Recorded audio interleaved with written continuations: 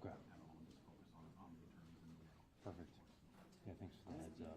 Using Exhibit E in my closing. That's not a new rule. That's a How you strap it. Sure. I don't think the state's any questions? Yeah, I think we should be pretty straightforward. Just, if there's anything else that's any sensitive information, just let me know and I'll just turn the camera on. And then when, yeah, like I said, just focus on the attorneys.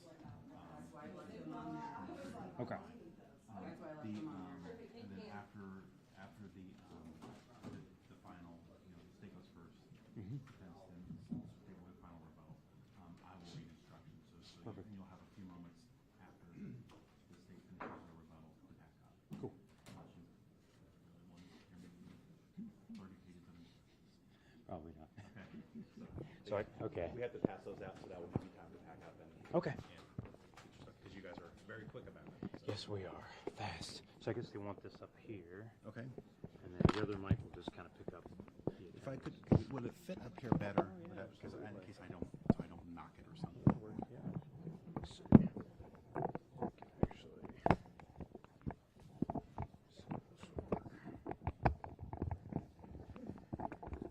Lean it forward. Should be fine. Okay. As long as no one breathes on it. All right. Any other concerns? I think we're good. Okay, just let me know. Kelsey, I need you to let the jury know again. The media will be here. Same rules as last time. They're only going to be billing the attorneys.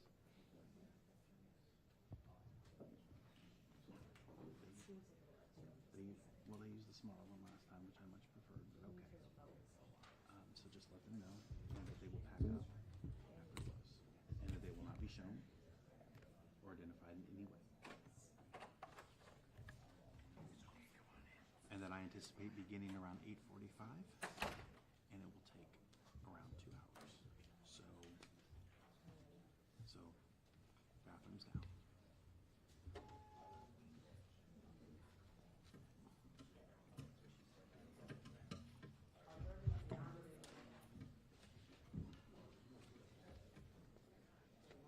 This is more pages. Why is this more pages? Did you give it to them? You said one of each. Okay. Did you give copies to each of them? Yes. I mean, I There's 2 literally copies of put this. them on there and said two. There's 2. I only need 1. Okay, well, that's all. I put two. So why is there 2 copies of this? That's what I'm saying. Because there were two. There were 4 pages each on each one. There were 5 And each pages paper each. clip. Yeah, paper clip. She went to talk to the juries, just let them know the media will be here. I did the wrong. I had them wrong. Sorry about that. Yep. You got 2 Sanchez. That's what I did. This is Ahmad. You got Ahmad over there? I have 1 more than 1 Sanchez. Okay, we're good. Okay. All right. Thank you.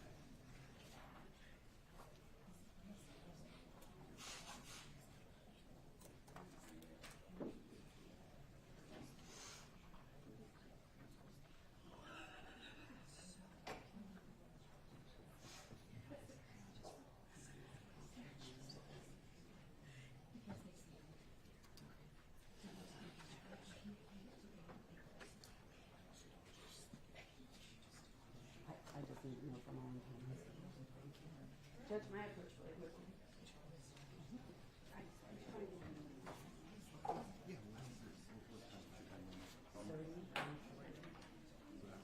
So with 30 minutes left and 20 minutes left. Thank you.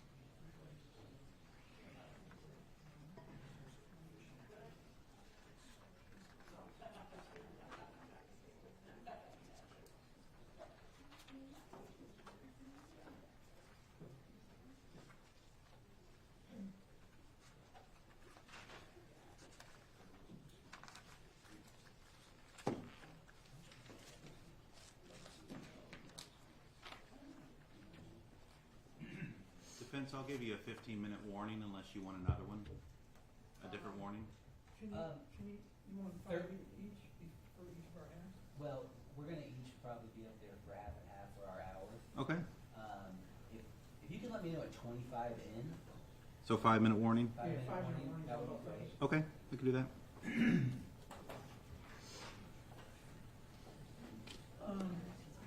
Judge, you don't have a separate left turn or anything for the well in the courtroom itself, right? I do not. Unless you can There's use this music thing. stand. Yeah. I think I'll use this. He had asked about We can't even position a well that doesn't have a big cord in the middle of it. Well, yeah. But I can use this. Yes. You're concerned? and he was out, asked to bring those, easels yesterday. I think I'll put them right there if you still need them.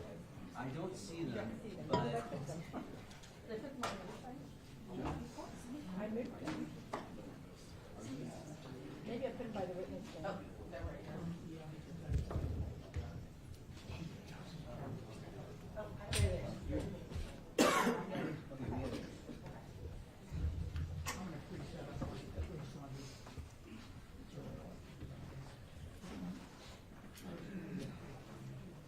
At least one of the way. Rick's going on that one. Yeah.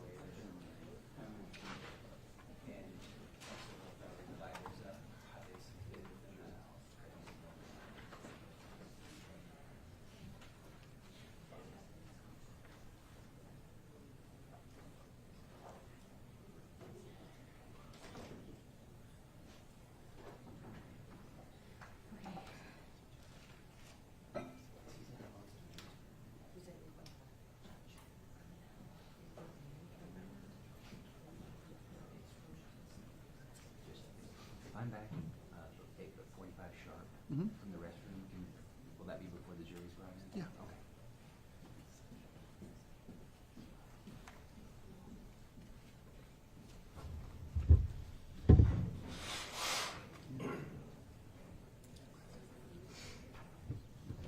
Like an hour and a half or so after this.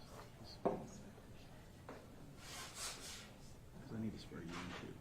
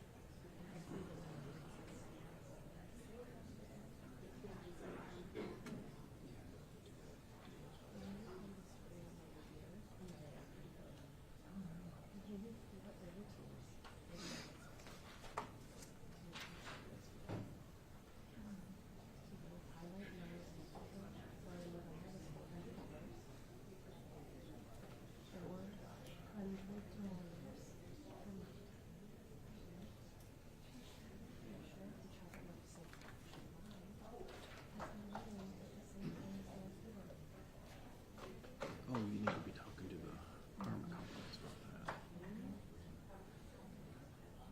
How's it been running if it ain't working?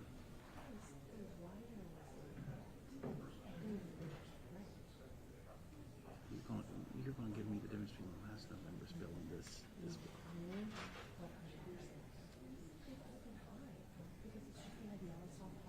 So you're gonna give me the difference between last year's bills and this year's bills. So, yeah. When did you figure this out?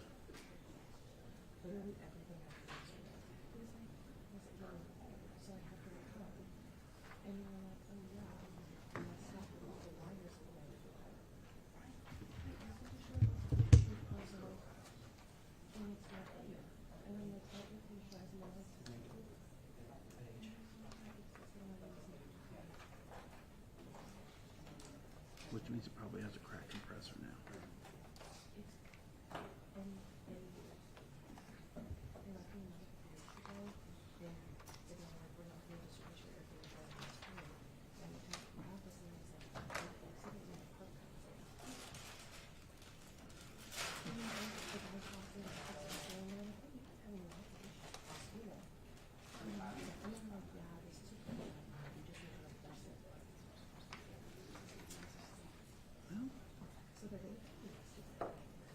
Small claims court is a great way for an aspiring law student to learn a trade.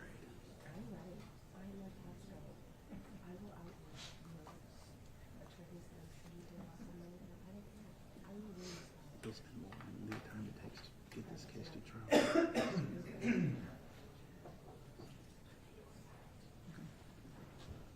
All right, let's go on the record here.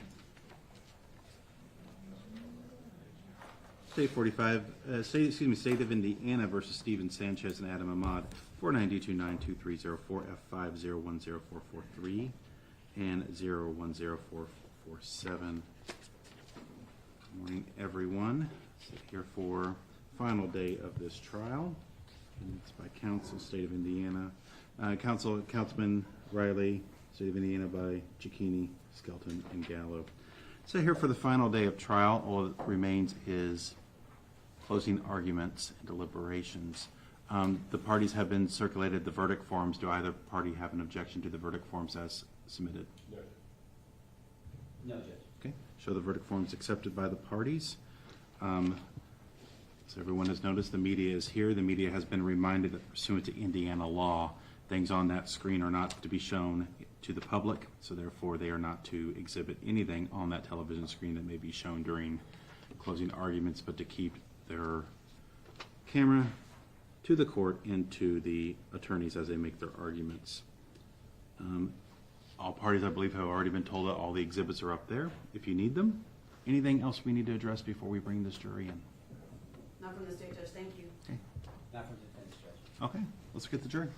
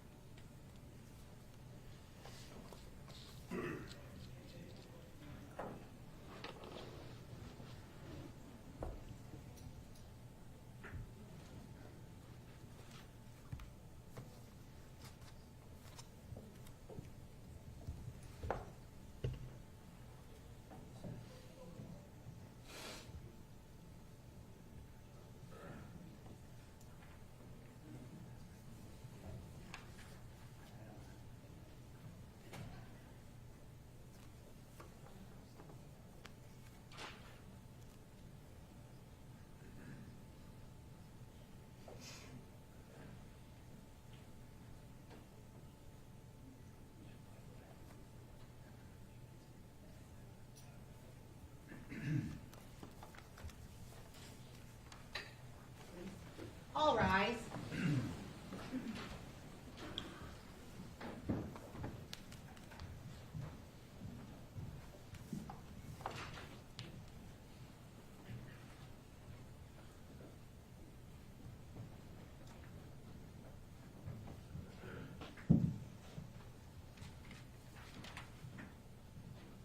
Be seated, folks. Welcome back. The ball is rolling downhill rapidly at this point. Here's where we go from here, folks.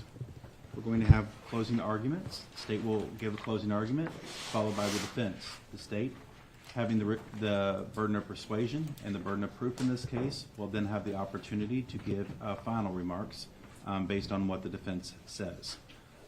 Those time limits will be strictly controlled by me, and I will be reminding the parties of the time that they have used. State, are you ready? Yes, Judge. You can make this screen public, please.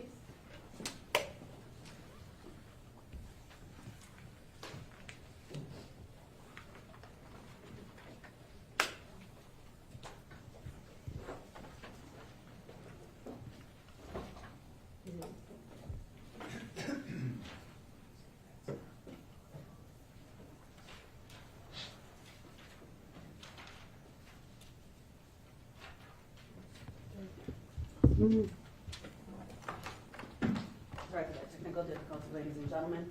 On the early morning hours of April 25th of 2022, Herman Whitfield needed help. His mom and dad called the police for help. He was naked, he was sweating, he was speaking incoherently, and he ended up being killed that night by the police officers who were there and supposed to help him. Police officers, when they use force, their force is supposed to be objectively reasonable. And when this interaction, when they first arrived there to help him, it was lawful force. But it became unlawful force, no longer objectively reasonable, after he was handcuffed and they kept him prone on the carpet and killed him, allowed him to die. He needed their help, and the defendants made choices that day that killed him and caused his death. Now, police were dispatched around 3:23 a.m. The call was for a disturbance, mental, emotional. Officers Clark and Ahmad were the ones who were dispatched to the home. They get there about 3:23. This is how, when they get there, they come to the door. Officer Ahmad and Officer Clark talk to Dad. Dad says, he's having a psychosis. You should have brought an ambulance with him. Officer Clark asked for an ambulance to stage at 3:34 a.m. They're dispatched at 3:23. Officers Clark and Ahmad both try to talk to Herman. Officer Bull and Matthew arrive thereafter, and Officers Burt and Sanchez are the last to arrive. When Mom called 911, mental episode, disturbance, not diagnosed. Now we know that Herman is initially in the hallway and he comes back and forth when they're talking to them. You've seen the body-worn cameras. You know the sequence of events here. But this is a period of time where Officer Ahmad is at the end of the hallway. And Herman will come out of his bedroom and then go back in his bedroom. And if this is the point, Officer Ahmad says to him, right, hey bud, where's that blood on your lip, right? And this is Herman when he comes out of the bedroom. He doesn't want to put his clothes on. He's asked to put his clothes on. There's a period of time when he's in the bedroom and you see the shorts flying out of the bedroom. He says no.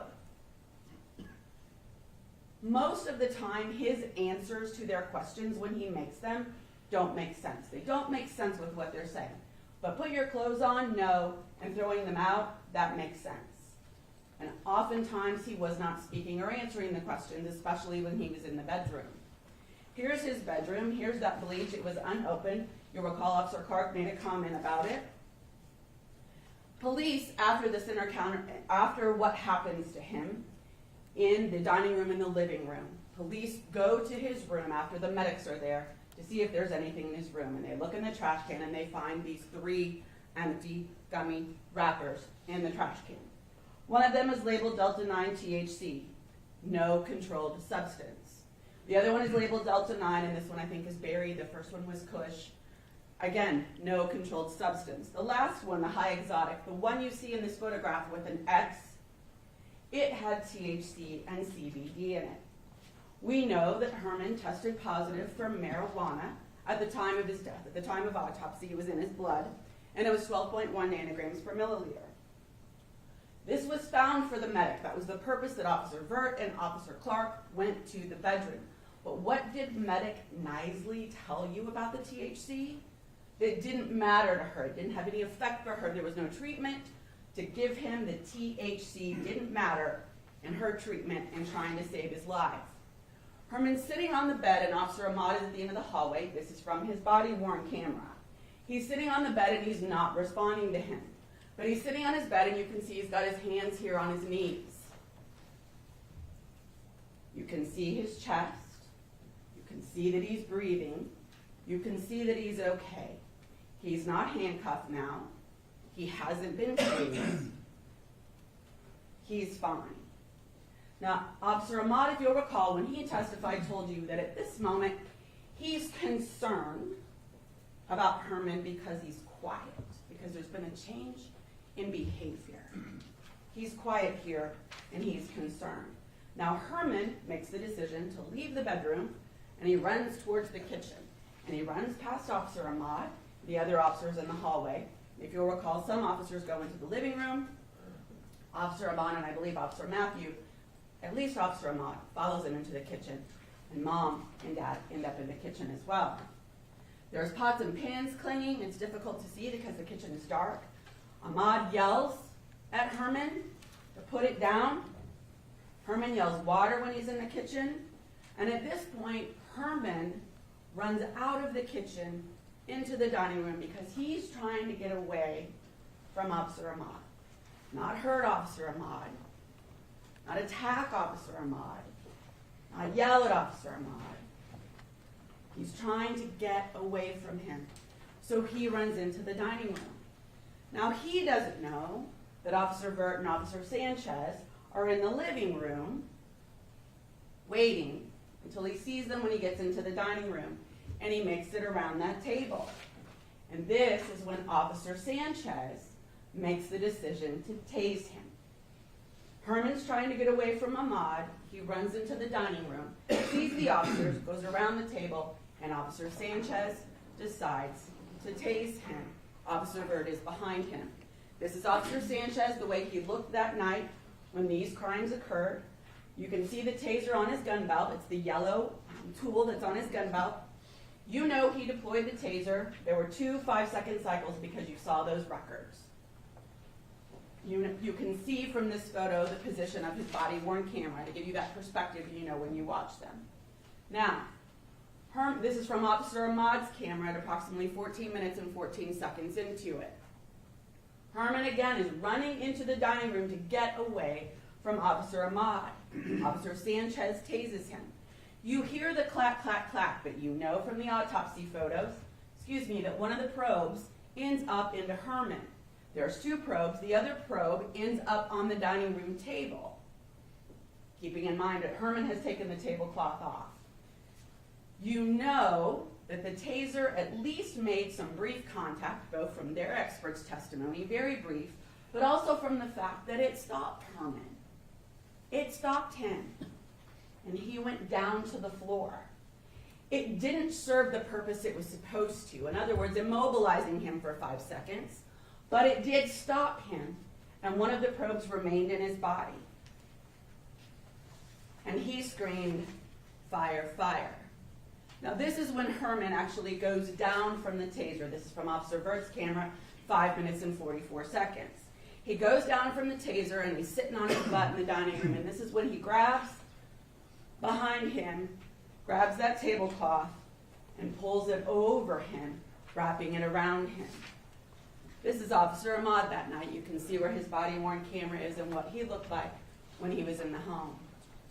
Now, once Herman is sitting on his butt, he's grabbed that tablecloth, wrapped it around him, officers move in. Officer Ahmad, Officer Matthew, Officer Sanchez, and Officer Vert. And this is from Officer Ahmad's body-worn camera at 14:26. He grabs Herman and puts him in the prone position, on his stomach, on the ground, so he can be handcuffed. Herman doesn't want to be handcuffed. Herman's yelling. He's kicking his legs. He doesn't want to be handcuffed. Officer Vert said he kept his left arm underneath him. He's not trying to hurt the officers, but he is trying to prevent himself from being handcuffed. He doesn't want to be cuffed. But keep in mind, why are they there? They are there because he is having a mental health episode. They're there because their dad said he's having psychosis. You should have brought an ambulance. He can't do what they're telling him because he's having that problem. The next video that you're going to see is from Officer Bull's body-worn camera. Officer Bull has followed through Officer Ahmad into the dining room, and this is when this occurs.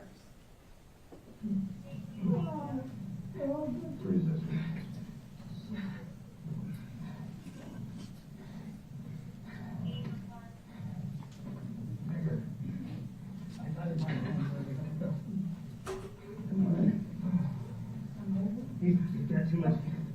You got too much. There we go. Yeah. Yeah.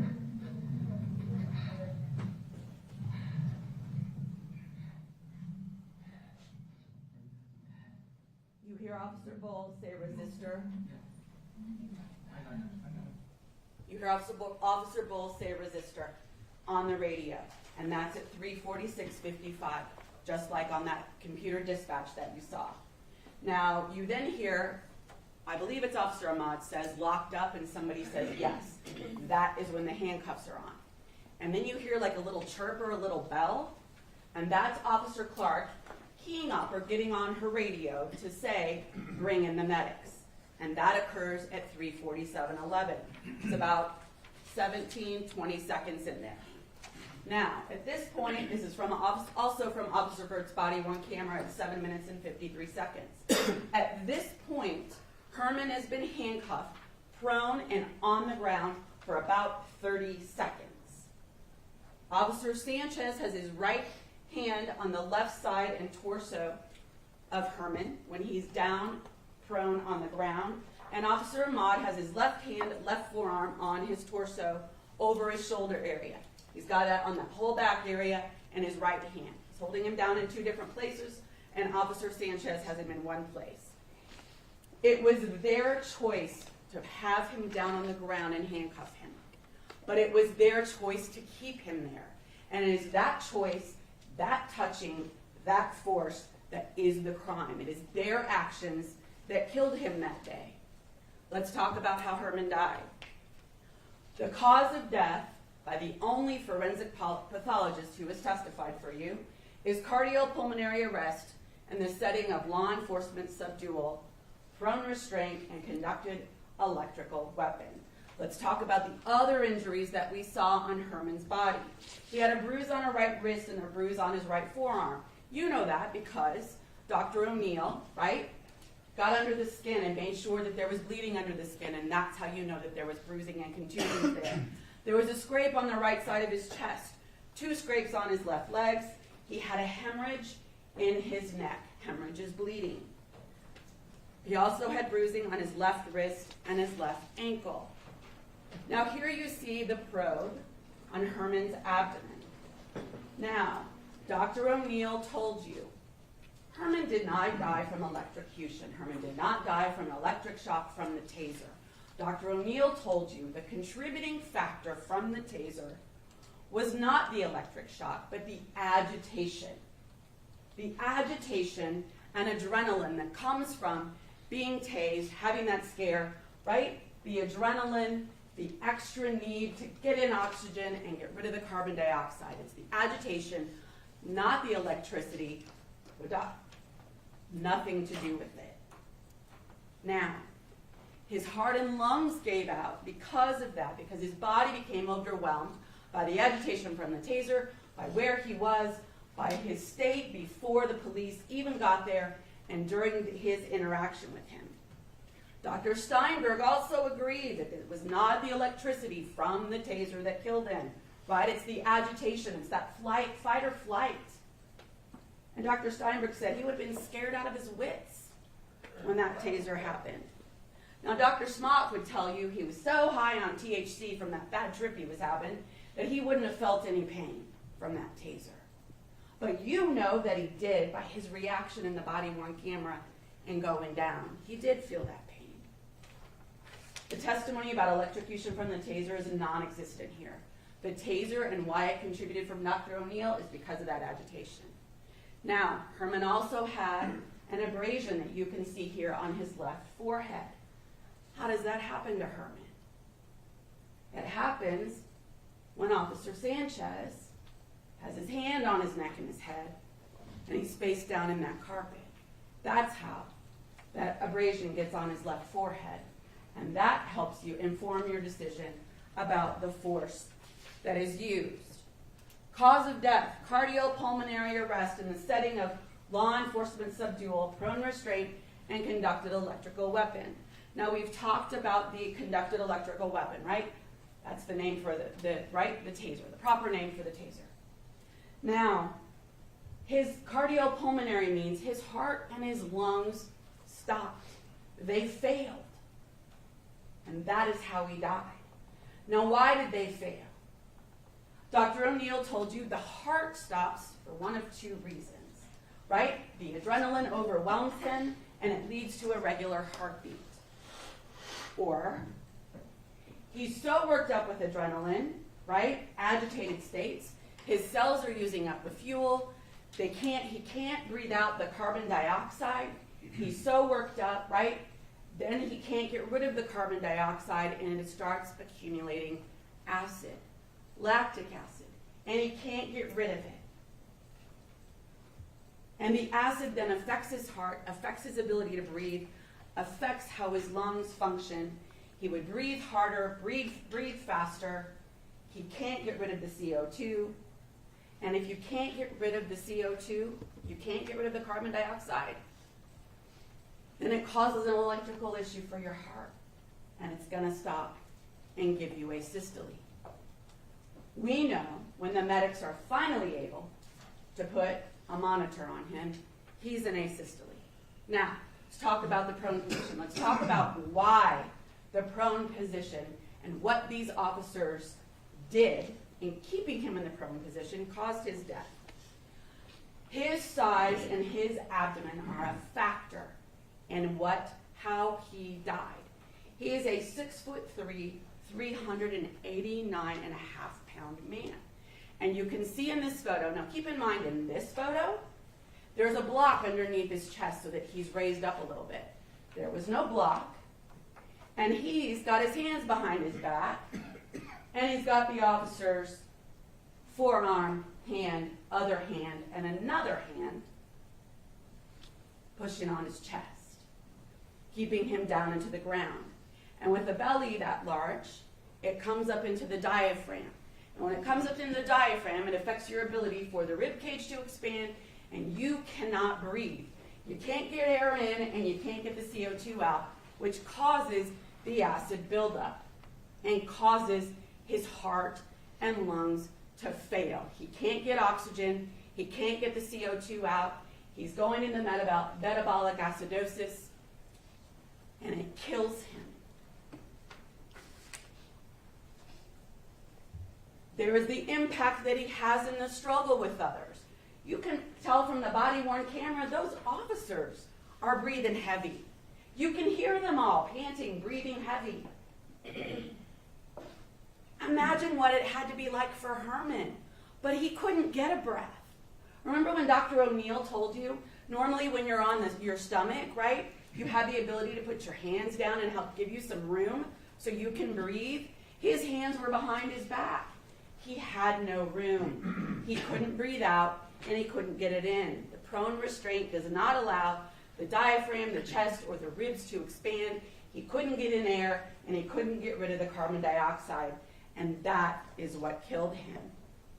Any additional pressure, Dr. O'Neill told you, on his back, on that chest, in that area, would make it more difficult for him to breathe, more difficult for him to get rid of that CO2, get him in that acidotic state, and get him in asystole. Now, we've talked a lot about a lot of medical terms. You guys have heard about a lot of medical terms. But keep in mind, as complicated as all of that is, it is very simple. He couldn't get air in. He couldn't get the CO2 out. You saw with your very own eyes on those body-worn cameras. And that is what killed him. Their actions in keeping him down. Now, Dr. Kroll said it wasn't dangerous to be in prone. But even the medic, right? The defense pointed out is not a medical doctor. Even the medic said, it is hard to breathe when you are prone. It is dangerous. They would never treat somebody prone because you need to be able to see that airway and be able to get with some, right? Be able to see the airway, get to them. It is difficult to breathe. It is dangerous and dangerous for a person of Herman's size.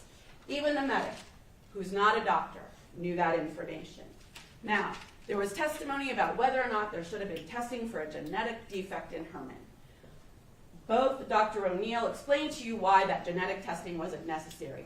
If there had been nothing else in that autopsy, there was no other reason, no physical reason in his opening of his body and looking at it and looking at his heart, then that testing would have been necessary. But in this case, there was a physical reason. He saw his heart, he saw what happened, he was able to make that medical opinion without any additional testing. Those channelopathies, right, that genetic testing, all of the things that Dr. Smock was talking about, those are rare. You would have seen them in the EKG. We had the EKG from 2014, if you'll recall. Dr. Steinberg told you, you would have seen them there. They weren't there. Didn't matter. Not a change. Now, Dr. Smock told you that Herman died from THC-induced arrhythmia. Dr. O'Neill told you THC is not a factor at all. Never used as a cause of death, The only effect that THC would have on his heart, right, was similar to cigarette smoking. Doesn't know of any forensic pathologist that would ever say THC is a cause of death. He conducted the autopsy, and his opinion was he did not die from THC. Now, in order to believe that he died from THC, you would have to disregard everything else that you saw with your own eyes that happened in that house. You would have to disregard the fighting with police. You would have to disregard the fact that he was tased. You would have to disregard the struggle. You would have to disregard his agitated state. You would have to disregard that the officers touched him, put pressure on him, force on him. And his death was certain, he said that night. But he didn't die when he was in Dad's shower. He didn't die when he tried to hug Mom. He didn't die when he was in the bedroom. He didn't die when he was in the hallway. He didn't die when he was in the kitchen. He didn't even die when he was tased. He died when they chose to put him in the prone position and leave him there while putting pressure on him, keeping him there for minutes. That's what killed him. Now, Dr. Smonk also told you about, this is how I know this is true, because he had another bad trip in Florida. But Herman also had an interaction with law enforcement when he was in Florida. That interaction didn't involve tasing. It didn't involve his handcuffing. It didn't involve restraint. He was restrained face up in the hospital, but he lived. The only difference between those two scenarios are what these officers did. He didn't die from THC. Now, I want to talk about the charges. The defendants are charged with 4 counts that involve battery. The first 3 charges, 5, 4, and 3, are different based on the injury that occurs. Battery is touching in a rude, insolent, or angry manner. That is battery. Touching. That's what we have to prove to you, touching. Not touching with 5 pounds of force, not touching with 20 pounds of force, not punching somebody, not kicking somebody, not beating the crap out of somebody, touching. That is what the law requires. The charges are only different by what the injury is. Count 5 is no injury. Count 4 is moderate bodily injury. Count 3 is unconsciousness, which you saw Herman in. Now, involuntary manslaughter, let me make this very clear. The officers, when they walked into the door that night, did not intend to kill Herman. They did not intend to kill him. And that is not what they've been charged with. Involuntary manslaughter is the attempt to commit or attempt to commit battery. What is battery? Touching in a rude, insolent, or angry manner. Touching in a rude, insolent, or angry manner, no matter how slight. So involuntary manslaughter is battery, and I killed someone. And that is exactly what happened here. The battery is putting him in the prone position, keeping him down so he couldn't get up. Now, what else does involuntary manslaughter require? Proximate cause, and this is an instruction that you'll get from the court. First of all, the defendants put the defendant in the prone position. They kept him in the prone position, and they are touching him with their hands, their forearms, and keeping him in that position. Again, the force that we have to prove for battery is a touching. They didn't have to beat the crap out of him, right? That's what we talked about that in voir dire. That's what you normally see. But all that is touching. He died because of the very reasons that the defendants knew. And we're going to talk about that training and talk about that. But he died from the very risks that they are trained about.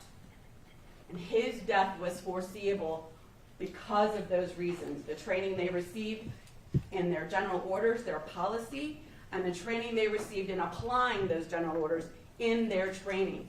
They absolutely knew that this could happen, and it did because of the choices that they made.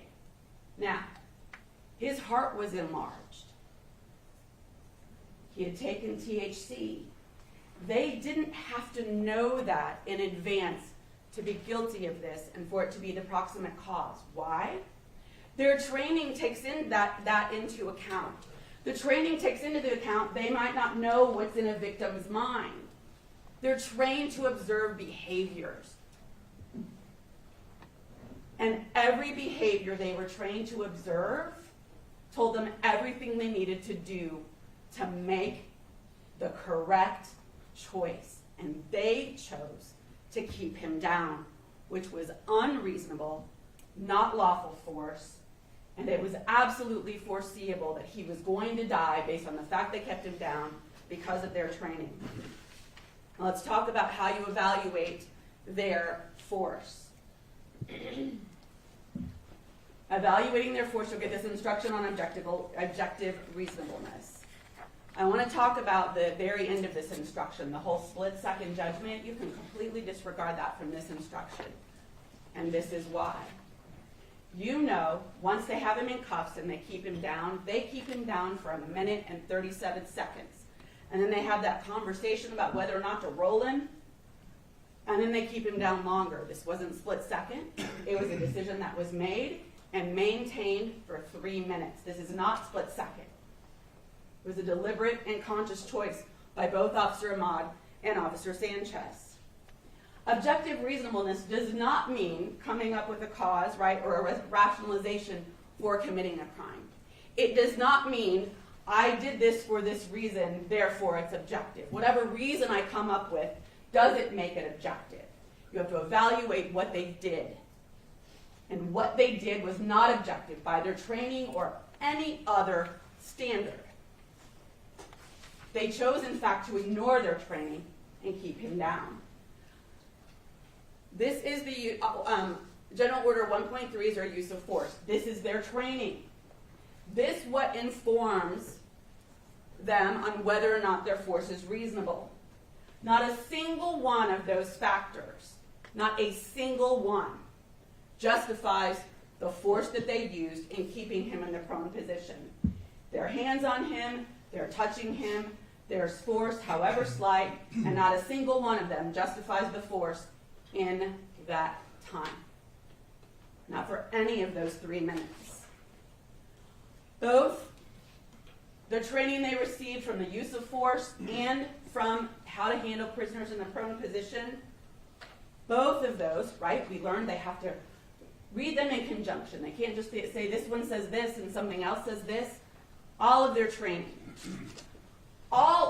training says put the person in the recovery position. They might die. It will compromise their breathing. Put them in the recovery position. All of it. Nothing says leave them prone. Nothing. All of their training says move it. Now, if you recall when I asked Sergeant Duke about this particular order, shall means do it. There's not discretion there.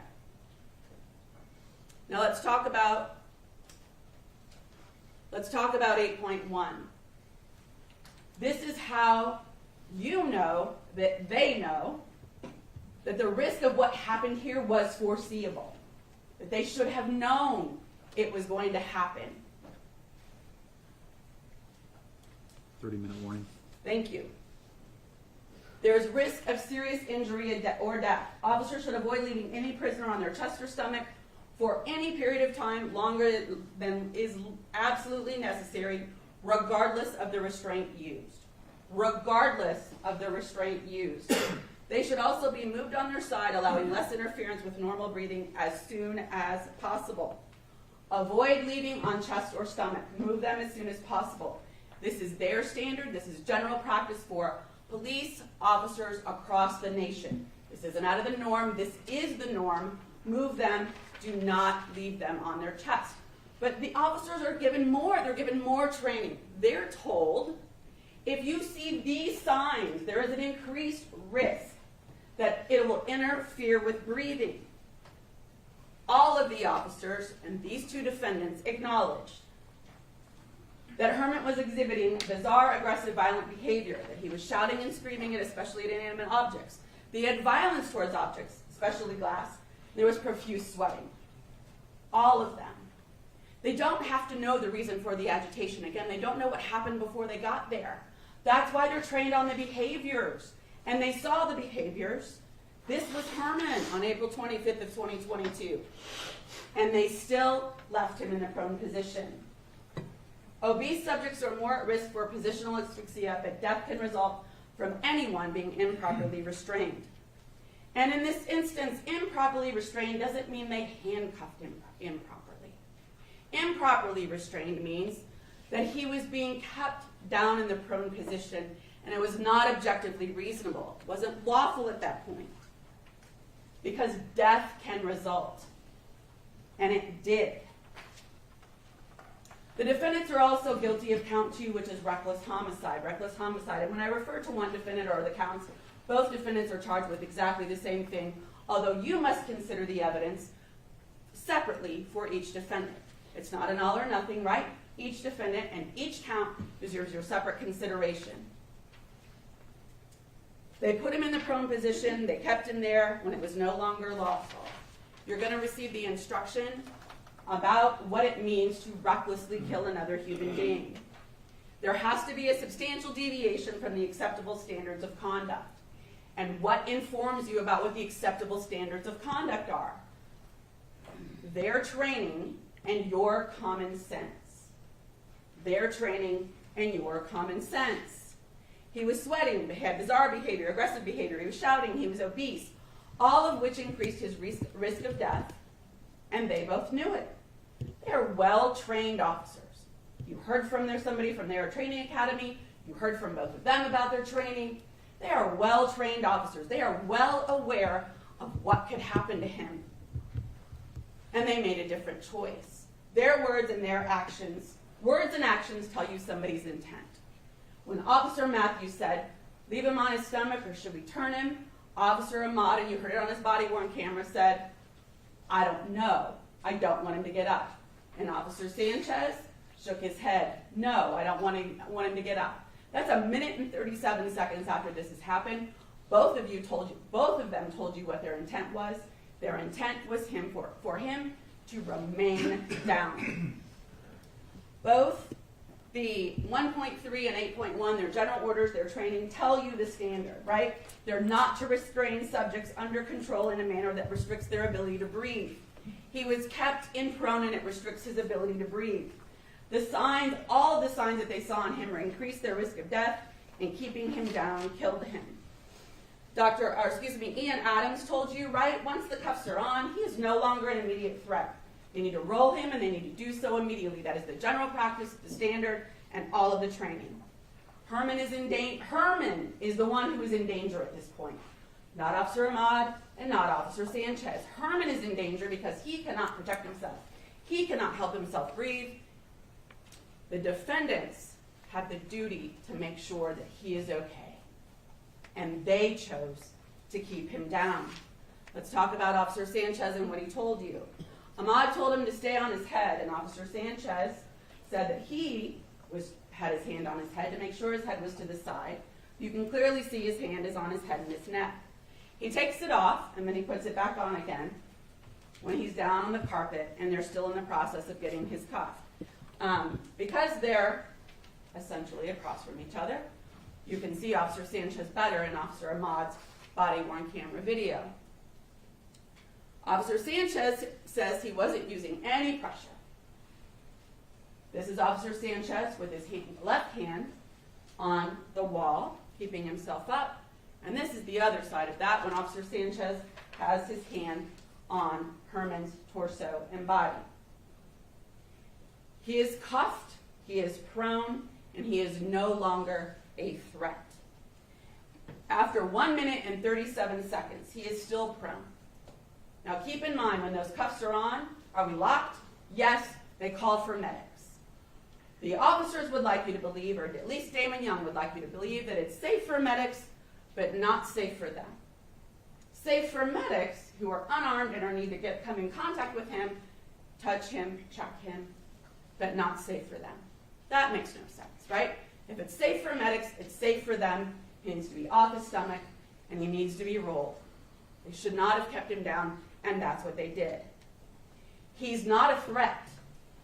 He's not moving. During cross-examination, was he moving? No. Was he resisting? No. Did you keep him prone? Yes. Now, Officer Sanchez told you he was a threat. Because if he's a threat, right, then that's the hope that you'll believe that what he did was objectively reasonable. But you can see for your own eyes that he was not a threat. He wasn't going to get up again. He wasn't moving. He wasn't resisting. And they shouldn't have kept him in prone. And that is what killed him. They kept him down. And you know from Officer Sanchez shaking his head in the video, you can see it in Officer Vert's video and Officer Matthews' video, it was his intent that he stay down. Now, also, let's talk about this. If he's a threat, right, and they told you he's a threat, Officer Sanchez said, yes, he was still a threat. If he's still a threat, they need to do something, right, to make sure that that threat isn't gained. And what did they do? They chose to keep him in prone and chose to use that force. Otherwise, right, they wouldn't need to do so. They used that force to keep him down. He walked up? Yeah.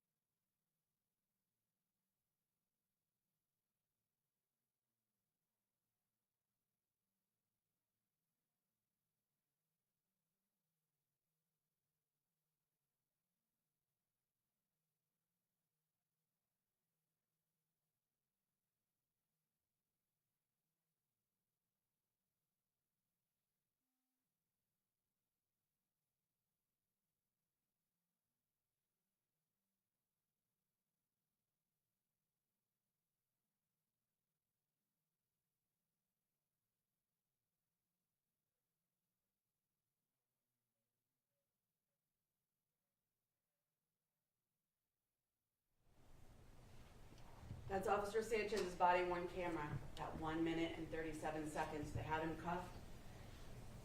And this is Herman going unconscious, and this is Herman dying. And then he's left there for another 90 seconds. Another 90 seconds. Now, what do we know that Officer Sanchez knew? One, because he told you, and two, because you see it on the body-worn camera. That Herman was not responding to questions. That Herman was large, that he was naked, that he was sweating, that he was shouting, that he was fighting, that he was aggressive. And Officer Sanchez knows that if you see all of those things, that there is an increased risk that that person can't breathe if you leave them on their stomach. And there's an increased risk of death if you leave them there for a prolonged period of time. Everything about his decision, right? And he told you, right? You see him shake his head no. And Ahmad says, I want to keep him down. And Sanchez agrees. And he told you from that witness stand, I agreed with that decision. That decision was a conscious decision to keep him down. Not a mistake, not an inadvertence, not knowing what was happening. They had all of the information and made the decision to keep him prone. And that is what killed him. And that is why Officer Sanchez is guilty of all of the charges. That decision to keep him down. Now, all the doctors told you that they noticed at this point in this video, prior to the handcuffing down, that he's unresponsive. None of the officers noticed that. Not a one says they noticed him being unresponsive. Is there something else happening there? Right? Thank you. Defense counsel pointed out you can't see and hear and feel touch on a body-worn camera. There's something going on there, right? And they told you he's a threat. If he's a threat, can't be dead. Let's talk about Officer Ahmad and what he knew. Every officer, including Officer Sanchez, said, right, he's in the best position. His hands are on him. He's had the training, he knows about the difficulty in breathing, and he knows that death can result if you leave somebody in a prone position. Officer Ahmad knows and saw the erratic behavior. He's there first. He sees him the longest. The erratic behavior, that he's obese, that he's nude, that he's sweating profusely. He's screaming, he's incoherent, bizarre, aggressive behavior. He's shouting, he's screaming. Based on everything and his training and what he knew, he should not have remained in the prone position. That was not objectively reasonable. Him saying that it was doesn't make it so. He doesn't want you to find him guilty. But it was not objectively reasonable to keep him prone and keep him on the ground. He said he didn't want him to get up. Now you remember when he's in the bedroom, Herman's in the bedroom and he's sitting on the bed like this and he can see all of him, and he was concerned when he went quiet. And he told you from that witness stand, Officer Ahmad, that he wasn't concerned on the ground. Wasn't concerned then. When Herman was on that bed, he hadn't been tased, he hadn't fought with police. He's in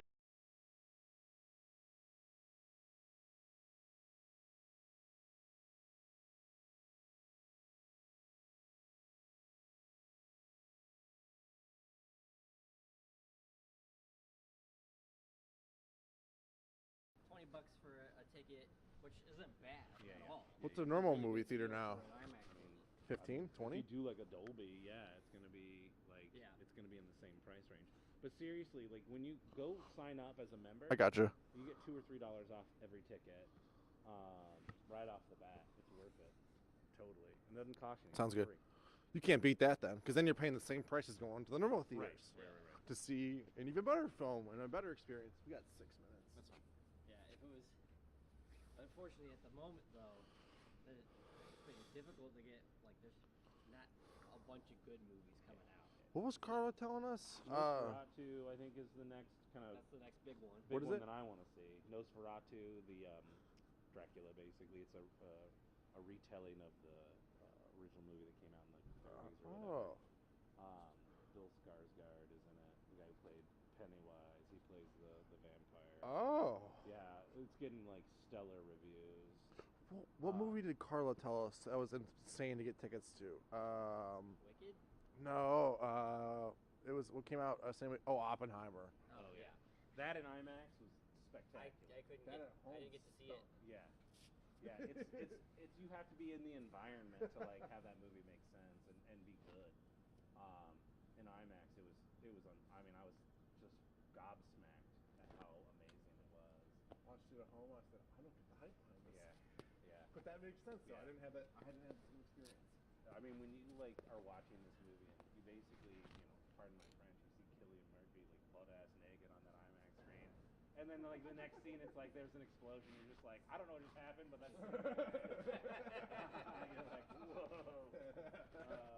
Yeah, I didn't get to see that one in 70mm because it just kept getting sold out. Yeah. Even when they extended, like they. As soon as those tickets went up, like they'd be gone. Yeah. Are they harder to get than Taylor Swift? No, but in the movie world. Yeah, that was. Freeze! Hey, can you help? Can I get a little help? Yeah, so the best experience I have of Oppenheimer is I got it on 4K. Oh yeah. So it's the closest thing I got. It just took so long. It was To get- a slow burn. I mean, it's kind of what it was supposed to be, but and that's Chris Nolan, right? Like some of his stuff, That's true. It grips you right off the bat because it's intellectual, and this one was real heady, but like it didn't have that fantasy kind of backdrop that he usually has. Yeah. Or intertwines. So it's next time you go, like introduce yourself to Neil. He's the general manager over there. He's a good friend of mine. Tell him I sent you. Get to know Neil really well. You'll get in the know. He'll make sure you get all the secret screenings. Because off times they're doing all kinds of crazy shit that nobody. All right, it's good to know. Yeah. Can make friends with the IMAX. Yeah. Got some new friends over here. I used to